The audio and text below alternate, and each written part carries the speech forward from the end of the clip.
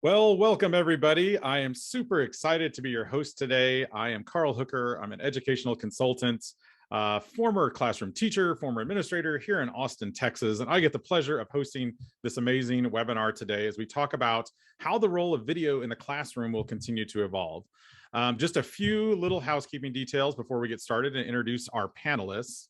We do have a captioner for this session, and it is being recorded. So those of you that are registered attendees will receive a copy of this webinar after the event is over. Also, as some of you have already started, we do encourage you to interact with the Q&A feature and the chat. You can use the chat to, of course, introduce yourself to the hosts and the panelists. We'd love to hear from you and see who's in the audience. I see already that we have some folks from Florida joining us, lots of different places. Oh, Wanda, how's it going, Wanda? Good to see you, a good friend there also in the chat. Feel free to drop in the chat. Tell us who you are, where you're from, so we know who's in our audience today. And before we introduce our panelists, I want to give a quick shout out to our sponsor for today's session. I want to thank the folks over at Screencastify, Sean and the crew. You're going to get to meet Sean. He's a very engaging person, former educator like myself. The whole crew, I can say this as a personal testimonial, as someone who's been doing virtual teaching for the last 2 years. Screencastify has saved me quite a bit, and we'll get into that as well as we get into this session.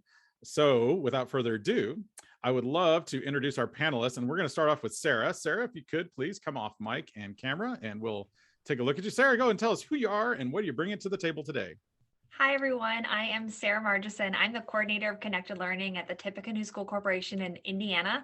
We're the surrounding county with Purdue University, so we're by a very large college, and I'm a Purdue Boilermaker twice. I have a master's in learning design and technology, and I have 2 young kiddos who are going through the public school system. So I have a very unique experience with, I work in education, my husband works in education, and then my kids are through the schools and experiencing all of this life together. I'm also a Google certified trainer, and I was a former high school math teacher for 6 years and was using video in my classroom well before we were forced to use video in our classroom. So I'm very excited to be here today. Awesome. Well, also as a parent, I do can console with you in the fact that I have 2 of my kids right now doing virtual school in the other room as I'm doing this webinar. So I'm right there with you. David, welcome. Welcome. My name is David Chan, and I feel like we had a template there, Sarah. I'm going to follow your template. I work at Evanston Township High School. I'm the director of instructional technology. Evanston is home of Northwestern Wildcats. I'm a Wildcat as well. Go Cats. Big Ten. We got a thing there. I too have 2 kids in our public school district system, so they are in 3rd and 5th grade. I will see them in a couple of years. We'll see if they say hello to me in the hallways or not. Excited to be here. I'm a former chemistry teacher, math and science for five years in this school and 5 years in another school, and then again in the technology realm now. Google certified innovator and trainer, and just excited to be here. Thanks for having me. Thank you so much, David. Christine, welcome. Yeah, thank you. My name is Christine Barford. I am the Director of School and District Partnerships at the Modern Classrooms Project. I am a former 5th and 6th grade teacher, middle school principal, and then was coaching leaders in some schools that were undergoing turnaround efforts before coming to Modern Classrooms Project. Came to Modern Classrooms Project feeling like so much of our education system was fairly inflexible, and that we needed to be thinking about our instructional practices to be able to create spaces that were more equitable for all students. And so at Modern Classrooms Project, we are a nonprofit that works with schools and teachers in redesigning classrooms through blending instruction, self-pacing, and mastery-based assessment. So really excited to be here. Well, certainly flexibility is something that has put schools to the test recently. So I'm excited to get into the conversation with you on that. And last, but certainly not least, we have Sean joining us from Screencastify. Hey, Sean. Hey, Carl. Thanks for having me. Following the template of the folks prior, I am currently the Partner Solutions Manager at Screencastify, working closely with districts that we really think about not how do we use Screencastify, but how do we support our schools, and really thinking strategically about elevating the use of Screencastify. Came here by way of high school teacher, department chair, and middle school assistant principal. So super excited to chat with you all today.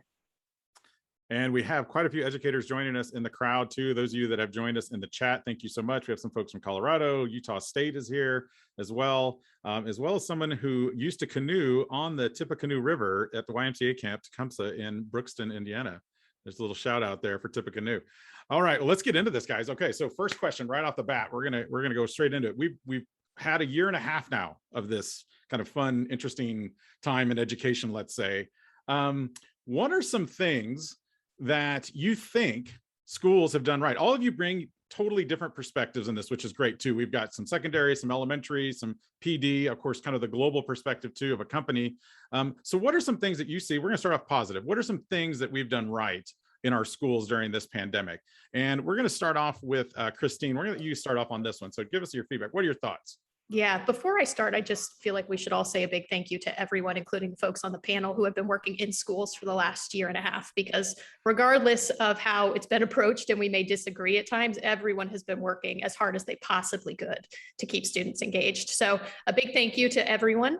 I think from my perspective, one of the things that schools really did right was there seemed to be a collective realization of the barriers to learning and engagement for students, and a general acknowledgement that we need to be flexible and addressing them. It was really difficult as you were on Zoom with a student to not notice their sibling in the background who might be trying to distract them, right? And I think that led schools to say, maybe we need break times, maybe we need to adjust our seat time to be able to give students to be able to handle their personal responsibilities during the day, right? There were other things like, we know why students weren't able to show up today or be online at this synchronous time. And so maybe learning needs to be available asynchronously. So many of the practices aren't related to COVID necessarily, but certainly the pandemic brought us into students' homes and lives in a way that helped schools to be able to be really responsive. And teachers were able to speak up and say, this is what's going to work for my students. I need to do this differently. And there was the leeway to be able to do that. And I think we saw really incredible innovation and work, and at times a really big burden placed on teachers for that. But we saw some really great innovation that was ultimately allowing schools to be more responsive to kids than the other way around. And I think that's something we really got right in the last year. Yeah, when you're talking there, it made me think about, the first time we really headed into the pandemic, and I had a lot of parents that were coming up to me and saying, wow, I've just seen my kid, they're just sitting here all day, doing worksheets, and they need to go back in school. And I said, well, let's think about what they're doing in school too. Maybe there is some opportunity for those breaks. I love that you brought that up. David, what about you? What have we done right? I mean, I'm glad you mentioned that, just the flexibility and the adjustment and the adaptability that I feel our communities have given educators. And I'd like to kind of take that forward with some of the work that we've been doing here. Just already I can't believe I've been in school for 3 weeks already, at least in Evanston. We've asked for, and I feel like we've received and we've given kind of this back and forth of grace and patience with our students, our educators, our families, our community.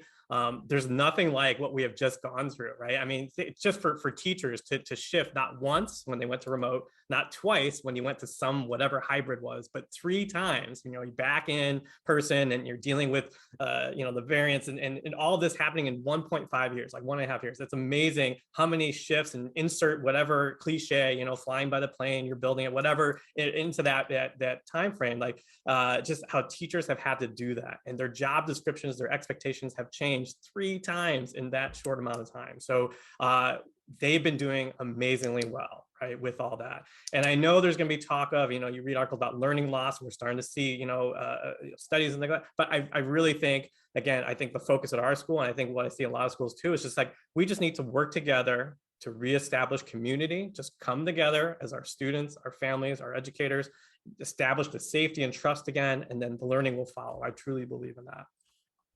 All about those connections. And you're right, David. I think a lot of teachers right now are experiencing what it feels like to go through all those changes, but so are leaders, right? In terms of going through that many changes and that rapid of pace. We're seeing a lot of burnout. We're hearing a lot of stories of teachers and educators and administrators leaving the profession. So really, I want to reiterate what Christine said at the beginning too, which is a shout out to those teachers that are on the call and administrators that I know are struggling as we get going into this year, which is, again, I like that. Yeah, we've gone through 3 different iterations of whatever it is that we're doing now.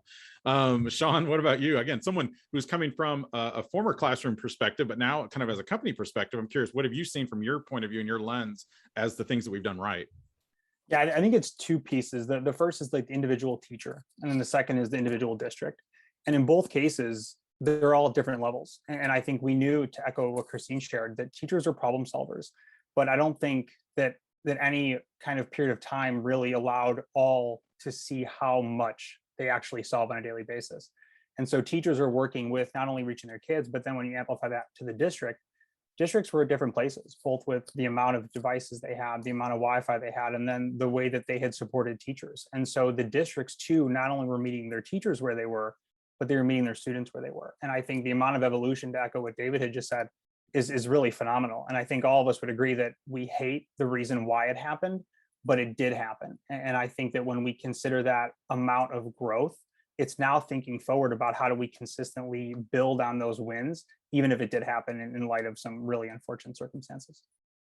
That is a great point. And before we get to our Sarah here to wrap up this question, I just want to call out too in the chat, guys, you're welcome to also participate in these questions. So, maybe what is your thought? What is something that you feel like you've done right in your district over the course of this last year and a half or so?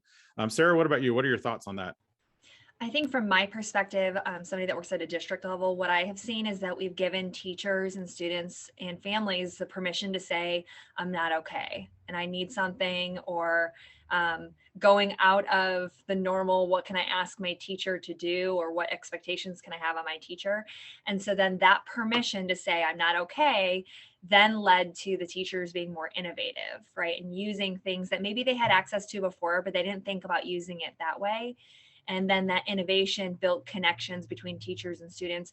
I know my own kids had much deeper connections with their teachers last year than they did to their teachers the prior years, because that teacher really needed to know the individual student and their needs and to be able to meet those, in this back and forth environment. Which is a great cue up for our next question here, because thinking about all those innovative things that we've learned and talked about. So as we bring up our next question on the screen, you think about, a lot of times innovation can be born out of struggle or disruption. Sean kind of mentioned that earlier. In the last year and a half, it's definitely been a struggle. But as each of you kind of alluded to, there are some little things that we're starting to parse out of this. And we're still in the midst of it, to be honest, guys. So I don't know that, we'll even know probably until 2 or 3 years from now what it is that we've gotten out of it completely. But that being said, what do you think are some of those systems and strategies, some innovative things, and specifically related to video, or maybe something around video, that we should continue to use going forward in our classrooms? And with that, we're going to go back to David on this one. I want to hear your thoughts on this, Dave. Sure. I mean, just some easy low-hanging fruit, just videos to replace lecture. And I know that was pre-COVID. We saw that kind of happening, but to reinforce the learning for students, to be able to curate existing video comments, and just, I think it's always better to have your own teacher on the video. So like being able to create just a couple minutes of screencast to reinforce a point, to reiterate something you made in class. We definitely want to continue to see engaging students in creating their own video content. I get this fancy report from Screencastify once a month, I believe. And I just looked up the last one. It was like 40,000 videos were created in 2020 to 2021 for at least our school. Our school is about 3,700 students by, for me, the more important number, 2388, 2,400 essentially creators. So it's not just the teachers making the videos, it's the students. And really continuing that, I think, will be a big one. I get a lot of calls from teachers now, currently, just in these first 3 weeks, about how do I continue like those back channel chats? How do I continue having this chat that's going on in our Zoom in like my real in-person class, right? Giving every student their own voice and not having to wait their turn to raise their hand and ask is a big request, I think, for teachers now. I think that's great to kind of, have that and asynchronous way of having discussion. You don't have to all talk at the same time. And just engaging with students, staff, guest lecturers via video chats, conferencing. Everyone can do a Zoom or Google Meet or whatever you want to have live video right now. I'd say, I think people feel comfortable with that. And that's something that they can do at a drop of a dime. They have someone, a parent who's in the community that works at a place that is tied to your curriculum, whatever lesson for that day, you can probably talk to them and bring them into the class. So hopefully we'll continue seeing that going forward as well. It's amazing to me to think about how how interesting we used to be before the pandemic, when it was like a webinar or even doing like video interviews. I remember like, oh, we couldn't bring the person in. That was kind of a no-no. Now we're all like, well, it's mutually accepted, right? Right. I think or you would need to get help for that, right? Someone would call me like, can you help me set up the video conference? Yeah. Like I'm out of a job at that point, right? I gotta innovate. I gotta do something else. You gotta find some more stuff to do. Yeah. By the way, at some point you need to tell me what your response was to those teachers, because me also as a presenter, I love the back channel chat just to get a response from the adult learners that I work with. And so when I'm up on stage talking to a crowd, I'm like, wow, I really can't hear what they're thinking, right? So having that back channel, I think will be important. So you have to DM me that later. Sean, what about you on this one? What do you think? You hinted a little bit about this, about the disruption is kind of bearing out some innovative strategies. What are some things you're thinking about, or the folks at Screencastify are working on right now in terms of that approach? One of the things we talk a lot about internally is that we all know teachers are the most valuable resource for kids, and you can never replace that. But how do we, as Screencastify, find ways to help teachers be more efficient and extend that voice and that relationship? And so when we think about the innovative strategies that have caught on over the last year and a half, can we create a video that students can go back and watch 6 times? Instead of when a parent comes home and tries to help their student with homework and they're looking at their notes that they wrote during the school day, we all know how that goes sometimes. And so it's like when we can re-access that video over and over and over again, now it's not just about trying to kind of decipher what the student wrote. It's about this resource that we can keep renewing and reusing. And it's that, again, never replicating or never replacing a teacher, but replicating and finding ways to consistently use that video as a resource. And then just want to echo David's point about student creation. The idea of like voice and choice and them not only kind of proactively addressing their learning, but then being able to respond via video. It's a safe space for a lot of kids. And I think it's a lot of positive momentum. And Marlene in the chat also agrees that students should be given the opportunity to learn how to create their own videos, even at the elementary level. I think that's an important point. We sometimes focus quite a bit on what the teacher is building or creating, but to offload some of that and, so to speak, to the student to make them the creators. I mean, that's a powerful platform as well. They really learn a lot more by teaching, right, in certain ways. Christine, your thoughts on this? And I know you do a lot with professional development too. So you're probably thinking, oh, there's so many different ideas here. And again, this isn't new, right? I mean, videos have been around for a while, but what are your thoughts on it? Yeah, I mean, I love everything that David and Sean said, right? And that's a lot of what we do at Modern Classrooms Project is helping teachers understand how to build the skills to do all of that well. And then as a way to unleash self-pacing and a differentiation within your classroom, right? I think one of the best things that happened over the last year in innovation was this idea that Sean was just mentioning, unrestricted access to learning. Right. And none of the practices that we did last year, we saw that schools were so flexible in, need to be relegated to the era of COVID. There are ways where we can implement them in person with students, video being the key. The tools like Screencastify that are available to teachers are amazing to be able to do this. I think when we talk to teachers, teachers know how they want to spend time in their classrooms. It's a matter of whether or not they have the skills and kind of the roadmap to do it, right? Teachers want to spend time in the way that they were the last year checking in with kids, right? Sarah's kids checking in with their teacher. Teachers want to do that. Can we help them build the roadmap and the understanding of the instructional practices that need to take place to get them there? They're definitely possible. That's a lot of what we do. And so I'm excited to hear this conversation because I think a lot of schools are in this space now thinking about like, we're so excited we've got kids back. How do we make sure we still have the kind of access that we had last year now that they're in person? That actually leads to an attendee chat question here that was asking, do you think teachers are creating as much video content now if they're back in their in-person teaching environments, or is it something that you're feeling like, well, we're back now, so we don't have to do this anymore, right? I'll be curious to hear, Sarah, what your point of view is on this as we get, and also we're going to kind of follow up with a question about how do we kind of expand that to our teaching staff as well. So Sarah, what are your thoughts, first of all, on that idea of, what are some of those innovative things that we're doing now that we should continue going forward? So for me, in dealing with the professional development world, I couldn't get anyone to attend webinars like prior to COVID, right? Nobody ever wanted to sit on a webinar. And now it's like, that is my primary mode of professional development. So I think it opened teachers' eyes to see like, oh, I could watch a video on my time. And so then the question becomes, okay, if you like that flexibility, don't you think your students might like that flexibility? So having that flexibility in professional learning and then the students being able to learn.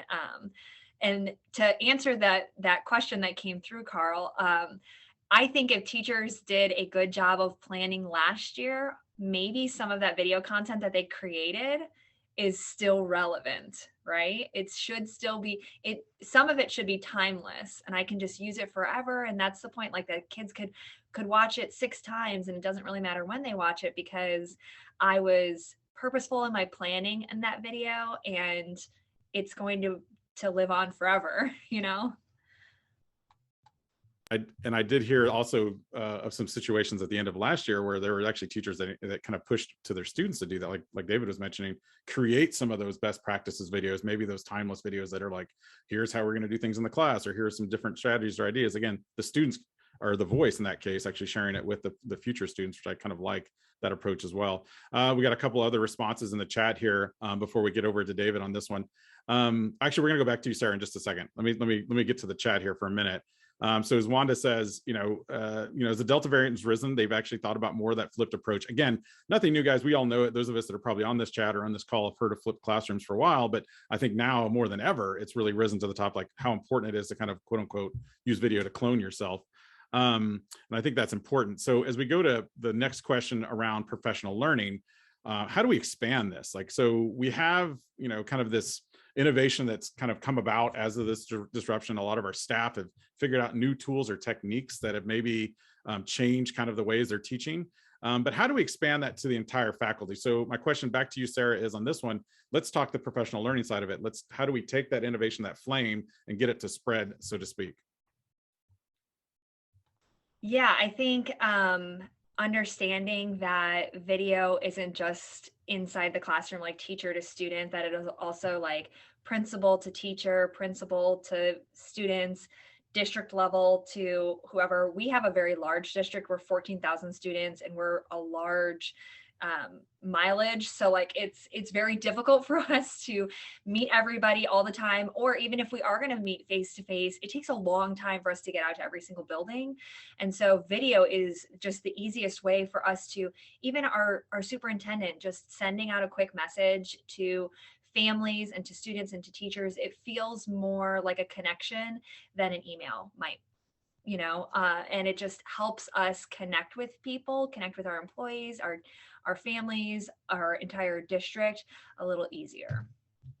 We are definitely a visual society. I would 100% agree. When a principal sends out a super long email with more than about 3 sentences, most of us, myself included, probably just go, okay, I'll skim it. But if there's a little clever video with a little, it doesn't have to be like some sort of YouTube internet star either, but just having a video of like the principal on there or the teacher on there, like it makes me, I wonder what this is about, a little 1 to 2 minute video.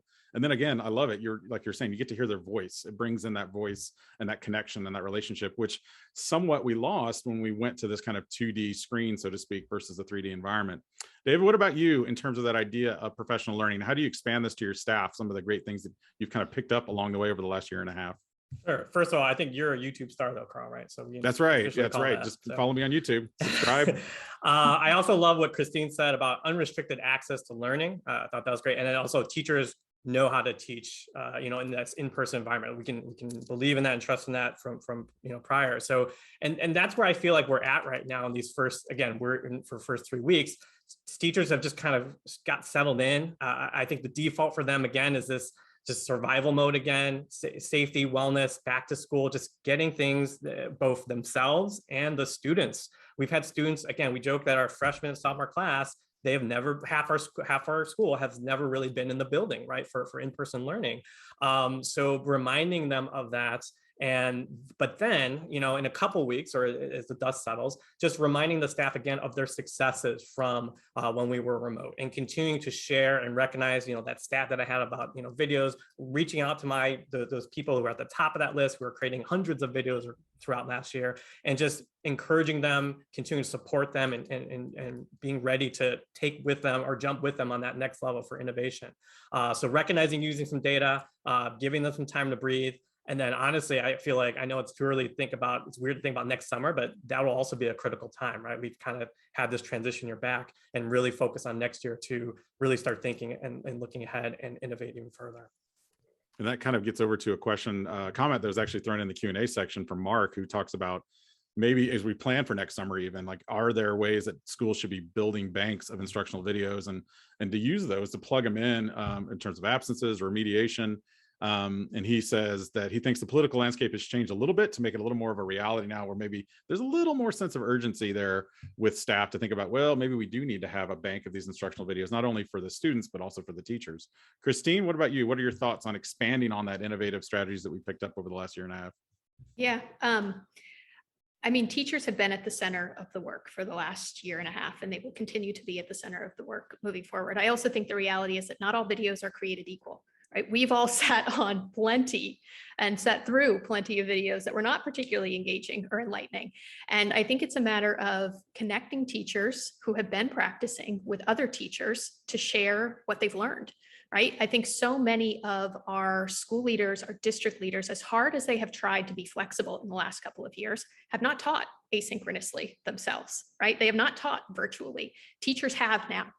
It's a really central part of how we think about training teachers at Modern Classrooms Project is connecting them with other practitioners, because you have to know what it's truly like and what your students are going to be experiencing, to think about not just can I create a video, but how do I create a great video that students are going to learn from, that's appropriate in time, that's engaging. Those are things that teachers have learned, sometimes through training, sometimes through experimentation. But I think we need to make sure, and I think a lot of districts are doing this right now, but that teachers are our leaders of this as instructional initiatives moving forward, because they currently are our school and district experts, because they did it every day for the last year and a half in a lot of cases. And they've got lessons to learn. And it's a great way to start thinking about teacher leadership opportunities and giving them a voice in coaching their peers on some best practices. I also love how we start a lot of times in education, we discover a new tool or a new strategy, and we all do it somewhat. And then as we get into it more and more, like you're saying, let's make it better now, right? Let's see, how do we make our videos more engaging? Maybe we have some pop-up things. I immediately went to Ben Stein for some reason on Ferris Bueller in my head, though, and I was like, you don't want that video when you're watching your bloodborne pathogens required video at the beginning of the year. But Sean, how about you on this one? So I'm curious, again, you guys do a lot of, I'm sure you do a lot of in-school training with staff. What are you seeing as kind of the trends in that direction, or what are some of the work or the quality of work that you're starting to see come out of the classroom? Sorry, the bloodborne pathogens reference there really got me as for every other teacher on the call. PTSD for that one, yeah, for sure. Seriously. I think it's a combination of what some of the other people have already said, in that what we hear a lot is that we knew very early on that professional learning and supportive districts is extremely important. And so when we talk internally, we don't ever want to be perceived, Screencastify, I mean, as just selling a district something. It's like we care so deeply about the success, not of Screencastify per se, but of like the teacher and student experience, and how does that feel and how does that look? And so not only do we make it a point internally to figure out what districts need and meet them where they are from our professional learning offerings, but it's also about thinking about listening. And like when we think of our users, it's primarily teachers, and hopefully students will eventually begin to kind of push that. So when we think about our product and about how we support and professional learning offerings, it's really listening, and it's listening to what our teachers want and what they need. And any user of Screencastify has seen any changes that we've made over the last year, which is a lot, have been a direct result of listening to our teachers. And that's something that if you ask anybody who works here what they care most about, it's teachers. And so I think that regardless of wherever we kind of take that conversation, the support, but then also the product level support, is based upon what they need, because that's what we care most about. And I'm gonna expand on that and also throw a little bit of a curveball here, because actually a really good question that just popped up in the Q&A.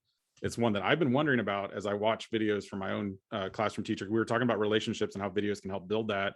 But I know a lot of teachers do this where like there's already a great video out there on YouTube, and there's a teacher that's doing this amazing high quality video well. What are your thoughts on that, about pulling just a random kind of YouTube teacher versus the actual teacher? And I'll open this up to the floor.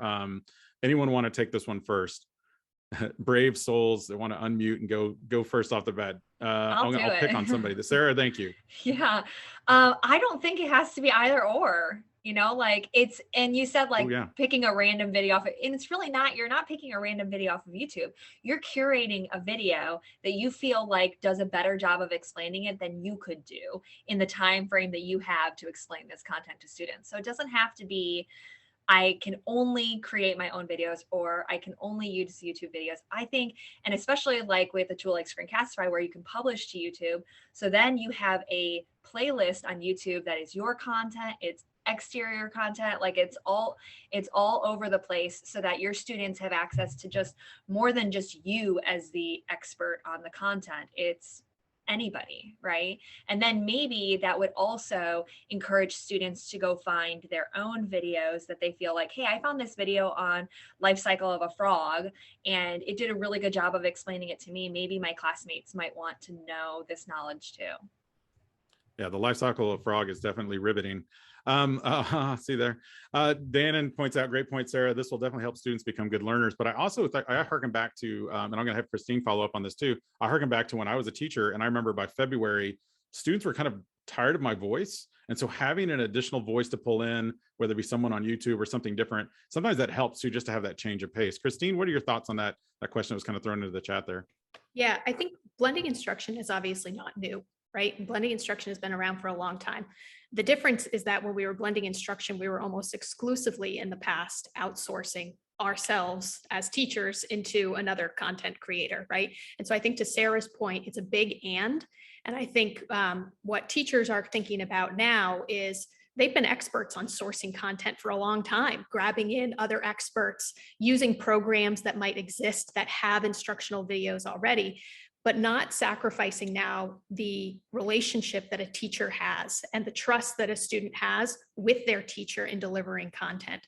So I would just say, I think both are important because it's also exhausting for teachers to create videos for an entire year at this point in the year, right?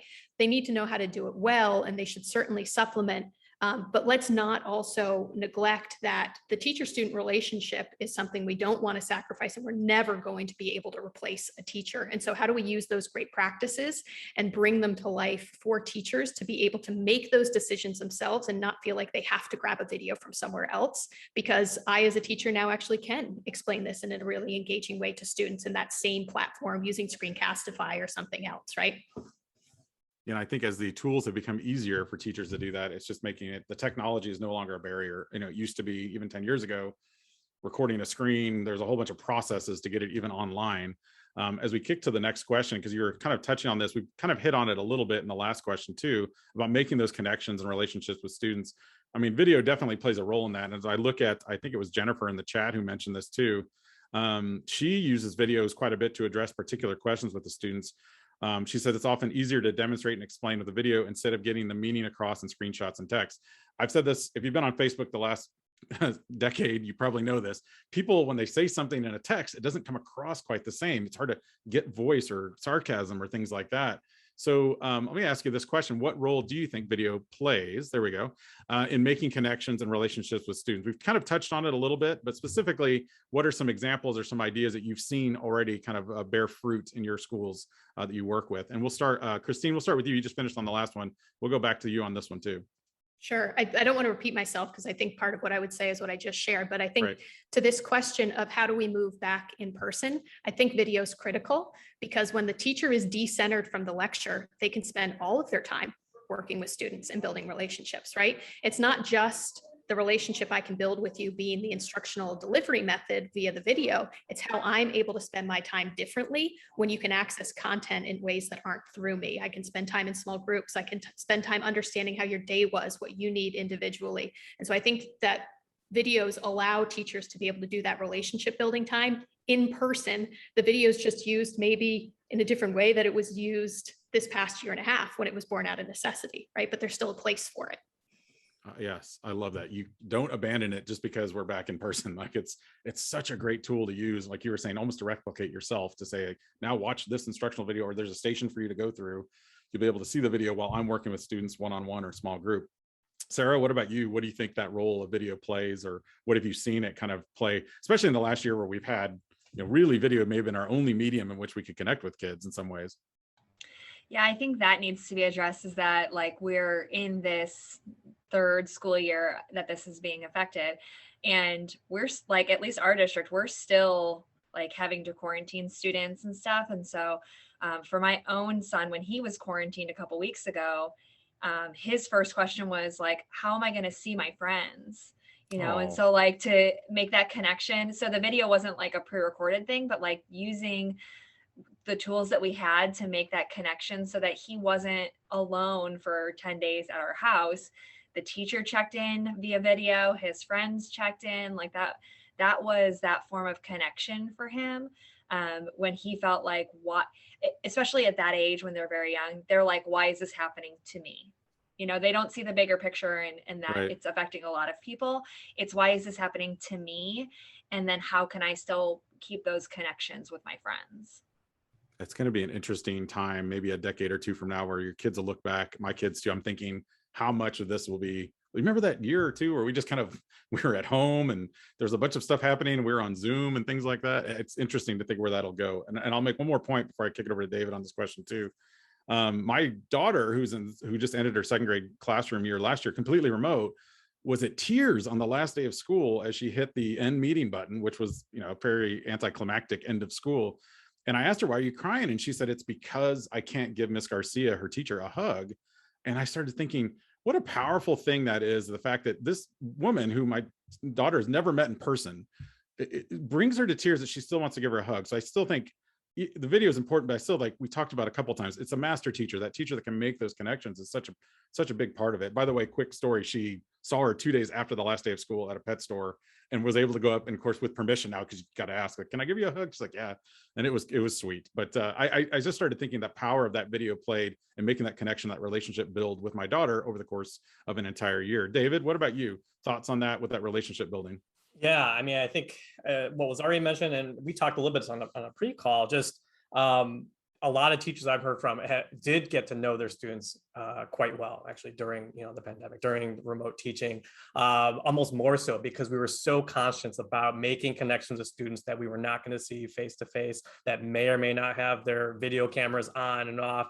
We were making more phone calls. We were reaching out when a student didn't attend our Zoom. We were making calls and saying, and then we were hearing from students like, wow, thank you for reaching out and thank you for noticing me. And some of that stuff didn't necessarily take place pre-remote learning, right? So hopefully that's another thing we'll continue, just being cognizant of when students are not present, whether it's physically, mentally aware in our classes, and reaching out and connecting them with them sooner rather than later. Just on additional connections and relationships, just yesterday we had our staff development kind of flipped, and then even last night we had a flipped open house. So your traditional open house is just a quick run through of the student schedule, right? You go class to class, just like the students shuttling 5-minute passing periods and just spending like 10 minutes in each class, just hearing from the teacher, just giving a basic overview. Well, why not just do that on video, which is what we did. And then we invited families just to come to the building at night, have a meal, and just relax and talk with staff that they wanted to kind of connect with and have deeper conversations, sit at tables outside, spaced out. It was actually a really nice event. It gave a little bit more kind of, again, a personal connection for families with our staff, as opposed to just a shuttle around and not really get to have a chance to ask questions or get any deep answers. And then lastly, I think just teacher-student feedback. We see it, a lot of teachers giving feedback using something like Screencastify, where yes, I could write it down or I could type it out, but just it's so quick now. Because it's so quick, just to press that button in the upper right corner and press record and just send that to the student. It's a great way to give more meaningful, in your voice, it's my teacher feedback on something that I've created as a student. I certainly think there's some things that we need to keep going forward. My daughter, who's graduated, quote unquote, 5th grade, which I hate using that term, graduate, but she celebrated her end of 5th grade. And instead of everyone coming, dealing with parking for an hour and a half, trying to fight for those front seats with, elbowing grandparents out of the way, not that I've ever done that, but trying to get that front seat. We then did it all over webinar, and my parents sat from the comfort of our living room. We watched it all together. We celebrated with her, and she was a little sad that she didn't get to see her friends. But I thought there's certain things. I love that idea of the flipped kind of back to school night too. Like, here, get to know your teacher this way, rather than having to just recite the same 7 slides every time in every room. Sean, what about you in terms of relationship building? What's something that you've seen really done well out there, especially with your tool, Screencastify? Yeah, I think it boils down to time. I think every teacher, if you ask what we could give them more of, what they would want, the answer is time. They're working at home, they're working on the weekends. And so what decisions can we make to save time? And so if that means making a personalized video really easily, like David said, to be able to send to students individually, and then that opens up time in person, like Christine mentioned at the top, by being able to kind of take things that we would do during the school day when we have that valuable time in person with kids, swapping that out and really just making some small adjustments to workflow and thinking about how can we make Screencastify be that medium of things that we can do by saving time, and then allowing teachers to develop those relationships. And I think that can even come across in video, which is why the presence of a webcam, something that seems so like simple, but it really matters, especially with early learners and speech path situations where you want to see the teacher's face and how you deliver that and their mouth and how it moves when you say words. And although, again, like they're kind of a given now, they're incredibly important for development and for those connections. That is a great point. I didn't think about that with that speech development too, having to be able to see the mouth and formation of words, and how important that is. And another thing that I've noticed that happened kind of as a result of this in terms of relationships is that the parent and the parent community has definitely been pulled into this. I mean, we all saw it. I mean, it was, of course, those of us in education already knew kind of what was happening, but it was interesting to see the expressions of parents in the community when they're like, I didn't realize all this was happening at school all the time. And they've kind of had their perspective changed or altered a lot with education. And I would say teachers out there listening know this. It's kind of been a roller coaster, to be honest, because there was like the early part where everyone was like, oh, let's give the teachers time and grace. And then it was like in the fall, everyone's like, okay, we're tired of time and grace. Now we're just going to attack the teachers. And now it's, I don't know where we are now with it. But in some ways, as we get to this next question, school and the parent community has definitely had their perspective altered about education during the pandemic. So I wonder if you guys would be willing to share kind of just a few ideas of what those are. David, we'll start with you on this. What are some things or stories you've heard maybe from your community about maybe how parents have kind of changed their view of education as a result of all this? Well, yeah, and I mean, number one, you alluded to a little bit, just teaching is hard, right? It's a challenge. I think most families, and even though I'm an educator, I'm a teacher, it was something to see when my two boys are at the table. I was trying to do my work, my job, and they're there learning. And just, again, respect for the teachers that were trying to do everything, as I mentioned earlier, multiple times, multiple iterations. I think, remote learning, we learned it's not for everyone. It definitely took a hit a little bit in terms of what the possibilities are. But I really do believe that, I know some students certainly have thrived, and students that were not thriving in in-person learning definitely were thriving. I've heard many stories about that. And it's important that those stories don't get lost in all the, narrative of what remote learning was or was not for the majority, I guess. So it's important to recognize those lessons. I think we're starting to hear more about that. We're starting to get some data about that. I think higher ed will continue kind of advance. They had more experience, I think, going in with like online instruction. So I think they'll kind of recover quicker than somebody like secondary and then primary ed. But I think, once things settle, and again, teachers continue to, like I said, get their feet on the ground and come back to what they were doing both during the pandemic and prior, with video, and just it opens up more doors with the possibility, like I mentioned already, with open house, what we're going to continue to do with like parent teacher conferences, continuing to offer more options for families. Because again, I heard great things about that too. Parents, similar to you, Carl, don't have to, get out of their house to come to conferences and walk to all the classrooms and things like that. I sadly, I don't think we'll ever have a snow day again. I think, so some of these things we have, hopefully again, updated the community about to prove that these things can still happen. These are things that can we do well. And so we can move forward with that. Yeah, the snow day is gone. As my daughter said the other day, she's like, when there was a lightning storm outside, she's like, yes, the internet's out. No more school today. And I'm like, wait a minute. That's, right. That's the new snow day. New snow day. Yep. That's pretty sad, but also very true in some ways. Sarah, what about you? I mean, have you seen this too, this kind of change or this altered perception of the parent community at large, whether it be good or bad? Yeah, I think for me, what I have seen is parents take a more active role in understanding what's happening in their child's classroom. Not that parents were necessarily passive before, but I think we send our kid to school, and unless there was a problem, we maybe didn't ask a lot of questions. And now parents might be asking a few more questions about how, what's happening during the day, what things are you learning, what supports do you still need? And then again, that there's that open line of communication between school and parent that was, wide open last year. And so some of our parents, what I'm seeing in from our community is that more parents are saying, oh, wait, I should ask about this. I should take an active role in this issue. If I have a problem, I need to say something, and we need to work together to get this solved versus just complaining on social media. Yeah, that complaining on social media, so far, I don't think it's yielded much fruit for anybody. All it does is a lot of headaches for people. By the way, shout out to Marlene, who says, I think now parents are willing to vote for higher salaries for teachers. Yes, that would be a big step in the right direction for a lot of educators out there listening. Christine, what about you? Have you seen this too in your environment? Like, has there been a different perspective from the parent point of view when it comes to education? Yeah, when we talk to our partner districts who are working with us to train teachers, what we hear is that both parents, but also students are now recognizing the power of video and the level of flexibility that could exist in the learning environment, right? Previously, school was so rigid and you had to be here for X number of hours every day, or you missed out on learning. You got a packet maybe to take home. And I think that now parents and students, rightfully so, are saying, well, why does that need to be the case? we actually were just able to engage in, at times, really great learning in a more flexible, perhaps asynchronous or self-paced way. And so I think I completely agree with everything that I heard Sarah and David say, and they're going to be the experts here since they're working in schools every day. But I certainly see that people's eyes have been open to what we could be doing in ways that allow for greater flexibility and greater access ultimately for students during the school day. I think about my 7th grade daughter who wants to take Italian, but right now isn't offered that at the middle school that she's going to. But I know that there's a middle school across town, and they're like, well, we could bus her. I'm like, wait a minute, we just learned all of these new things. Like, how great an opportunity. Why would we have to be restricted to our geographic region? I know that it opens up other things with policies and funding when you start bringing in teachers from wherever, but I mean, why not have a teacher from Italy come and teach her Italian, right? That flexibility is going to be interesting going forward. As we go to the next question, I want to make sure we get time for these last couple of questions. And then a couple of you have dropped things there in the Q&A. We will spend a little bit of time at the end for audience questions. So if you have something that's kind of burning in your mind, drop it into the Q&A. We'll try to get to it here in the last little bit. But as we bring up this next question, Sean, I'm going to go to you on this one to start.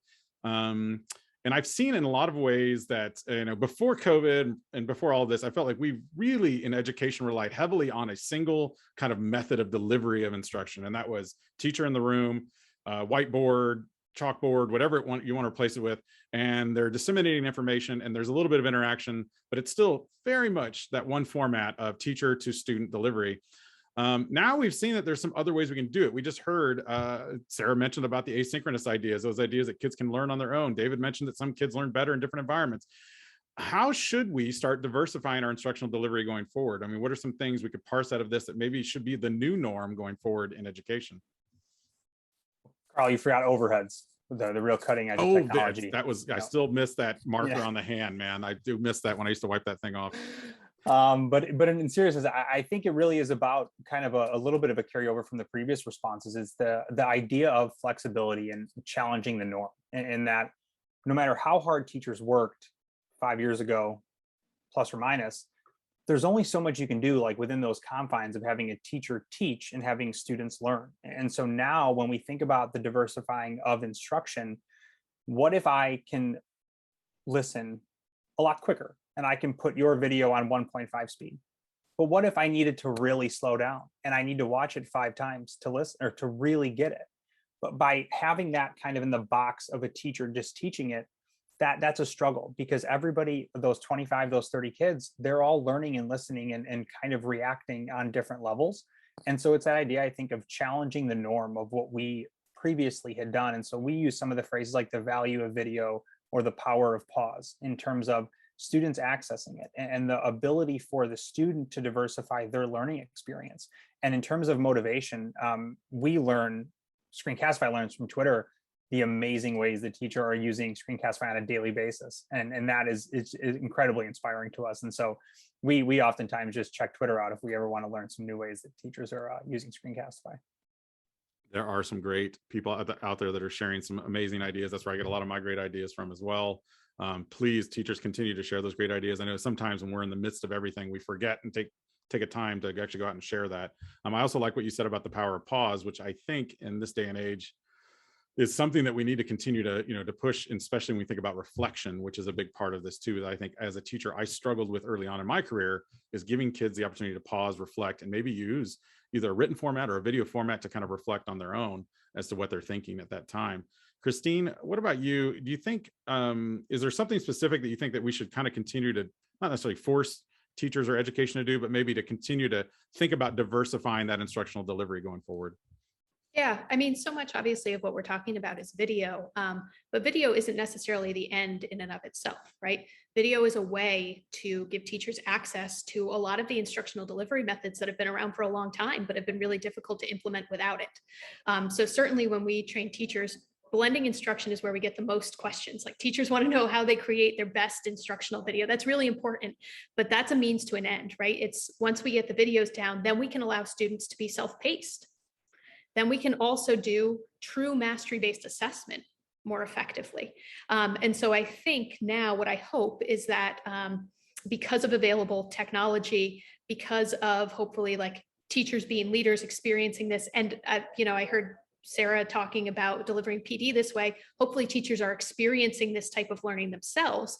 We can start to diversify our instructional practices in again, a way that teachers have wanted to do for a long time. How long have all of us been in ed and been talking about mastery-based assessment? When does it get off the ground if you can't allow students to self-pace and have videos available to do it?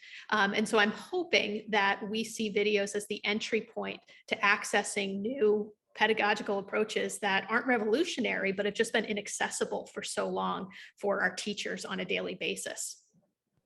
I even think about certain kids, you're talking about that kind of having that flexibility and that time. Certain kids learn different subjects at different times. I mean, their brain may not be ready for math in the morning, but because their schedule in high school says you have math at 9 o'clock in the morning, that's when you have to learn it. What an opportunity to offline some of that and say, okay, now you're going to learn it maybe in class, but you're also going to go home and maybe spend some time on it because maybe your brain's not quite there yet. We're so confined by still the agricultural school calendar of 1901 or whatever, where our schedule has been set up. So it's interesting to think about some of the opportunities that are ahead when it comes to that instructional delivery being diversified.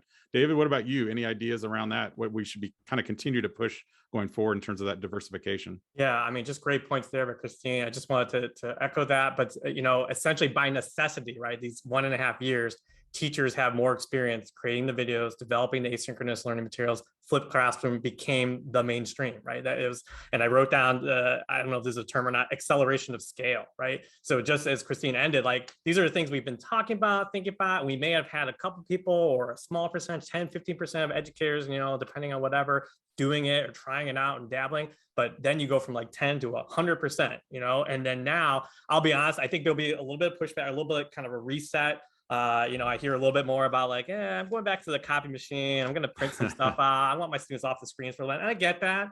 I think that will normalize. I think that, we'll get settled in to kind of have that balance of, again, and most importantly, what's going to affect my instruction the most? When is a video important? When does asynchronous make sense? And when does a paper handout still make sense, right? And when do I need to have just that face-to-face conversation, things like that? So I'm hoping, because the teachers have had this experience now, they always have now that experience, that in the back of their head, the options that are available that they've used for the past 1.5 years to now so easily bring into their instruction going forward. I've certainly seen that pendulum swing back a little bit too, Dave, what you're mentioning. And it's not just with the teachers. I've seen it with parents as well. They're like, we want to give our kids a break from all of this. Let's go back to that fun little worksheet that has little colors on it and things like that. But it is interesting to think about the fact that we now have just expanded everyone's toolkits, like kind of out of necessity, right? That educational triage that happened in March of 2020 is now really impacting us going forward.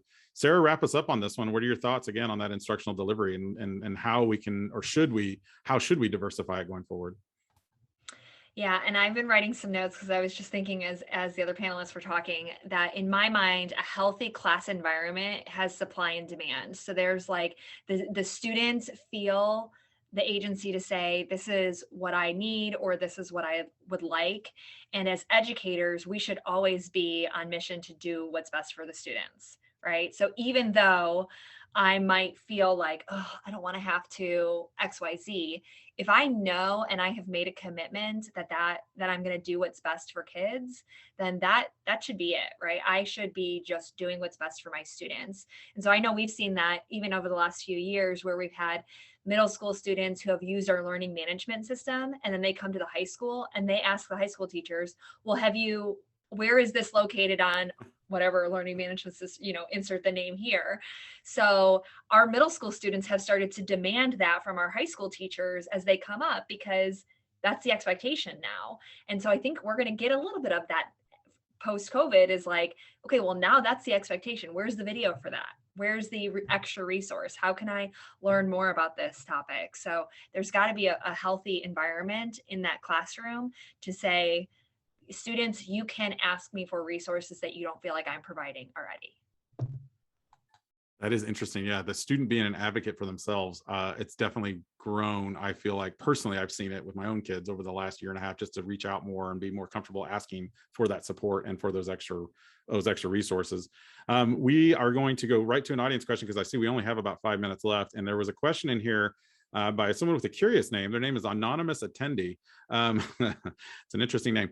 How would you, this is an interesting one. I'm curious to hear what the panelists will say on this one. How would you mitigate teachers from going back to their old methods? We just talked about that a little bit, about that pendulum swing that David mentioned, and the habits of just standing in front of the classroom, writing on the chalkboard or the whiteboard or whatever. How do you ensure teachers continue to keep up the good work and best practices they've learned this year, especially knowing that they're probably at a point of, I don't want to say burnout, but they're definitely at a point of high stress right now. So how do we continue to kind of assuage that, but also continue to kind of push forward those best practices that we picked up along the way? I'll go to Christine on this one. You want to start with this one, Christine? Tell us, what are some ideas you have for that, like in terms of getting teachers to continue to kind of embrace the change?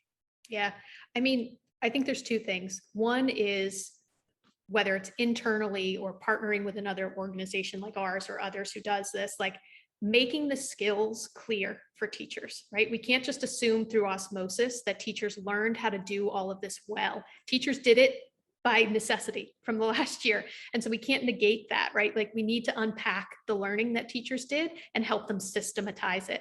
I think the other piece though is just like we're talking, I'm a big fan of thinking about self-pacing for students. Teachers need to be able to opt into this learning when they're ready.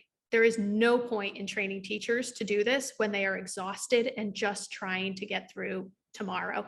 And so I think, and I'm not in a school right now, and so Sarah and David chime in on this because there's obviously urgency to making sure that practices stick as well. But we certainly in our work see that teachers are most receptive and have the most exceptional results when they're able to learn when they're ready, in the same way that we think ideally students would be able to learn when they're ready. And that might take another year or two for teachers to be able to catch their breath before that happens.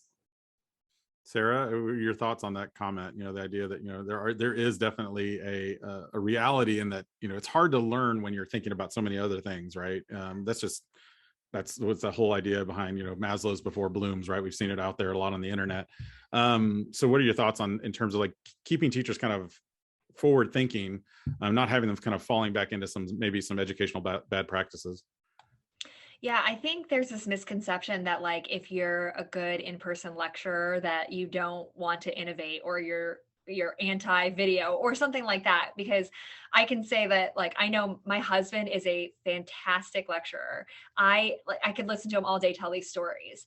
And so he has then taken those online and he's taken those videos and created those experiences for students in a different way. So I think it's more about supporting our teachers with the things that they need. And it's not going to be a one size fits all solution that could still be innovative and move the teachers forward. But it's thinking about what is that teacher's strength? What's the thing that students talk about when they leave that classroom about that teacher? If it's relationship, if it's the way that they tell stories, if it's the way that they explain specific concepts, how can we take that and bring it forward for all students, and be able to reach everybody? I've always said the best assessment is how to measure the speed of which kids are running into your classroom versus the speed of which they're running out of your classroom, right? That's just a math problem. That's the best assessment, making those connections. And kudos to your husband. I've got 246 followers on my YouTube channel, David, and my wife is not one of them. She doesn't care to hear of another thing I have to say. So David, what's your thoughts on that too, that idea of keeping teachers kind of forward thinking and not going back into some old practices? Yeah, and I think both Sarah and Christine kind of hit upon it a little bit. I mean, there's good teaching and there's not so good teaching, right? And it has nothing to do sometimes with what methods. It's just how you are as a teacher, and or not to do with the technology, right? So you very well could be okay at standing in the classroom and using older methods, as long as you are a good teacher. And I think to Christine's point, when that teacher is ready to talk a little bit more about, and maybe that's my entry in as a administrator or a staff developer, of saying like, hey, do you remember when you did make this video? Because you did, and how your students were able to access it, and having that conversation then. But just as when I started doing technology, training with teachers, 15 years ago, that if it doesn't work, if the technology is not helping your lesson, if it doesn't improve what you're trying to do, then scrap it. It doesn't. You should get rid of it. Don't use it. So ultimately, the methods, in terms of what the teacher is doing, if to your point, Carl, like if the students are loving it and they're getting stuff out of it and they're learning, then keep going with it. Honestly, I still come back to the relationships with the students are the most important thing. I have students come back to me years after. They're like, I kind of got a C in your class, but I really appreciate how you made me feel, when I was taking chemistry. And I'm not, a chemist right now, but again, I really enjoyed your class because you saw me, you recognized, who I was, and you tried the best you could to help me kind of get through. So ultimately, at the end of the day, whatever methods you're using to make that happen, I think is great. That connection, so impactful. And also using technology, like you were saying, it should be baked into the cake. It shouldn't be the icing on the cake in a lot of ways. Sean, what's your walk-off shot on this one? Just to make the on-ramp as quick as possible. Like David just said, if the technology is overwhelming or overbearing, it's going to be an even bigger struggle. There's so many macro challenges and societal factors that are impacting kids and parents and teachers and district level administrators.